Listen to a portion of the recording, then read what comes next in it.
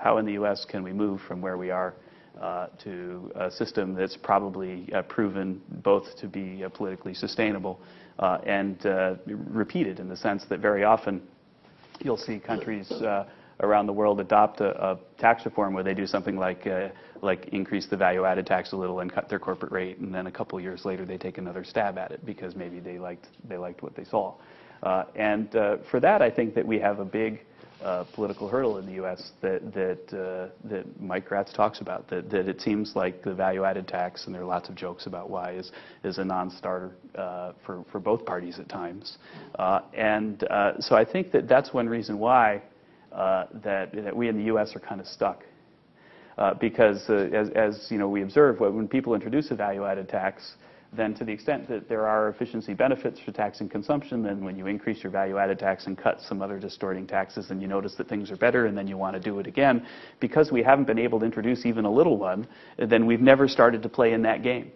We've never really decided, we've never had a chance to say, well, let's try this little tax swap and see what happens and see if we like it, and then talk again next year.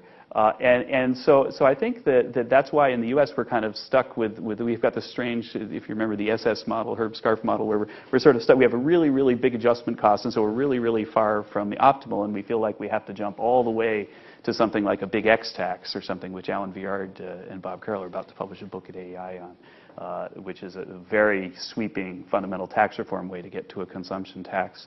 And I would urge us, as we think about how to move forward, to recognize that this increasing competition between nations for mobile factors, to the extent that you're out of the competition, then it could well be harmful. That it might be that shooting low and trying to get to a system where we have the mechanisms in place where we can increase the good taxes and reduce the bad taxes over time is an objective that maybe the left and the right ought to try to embrace.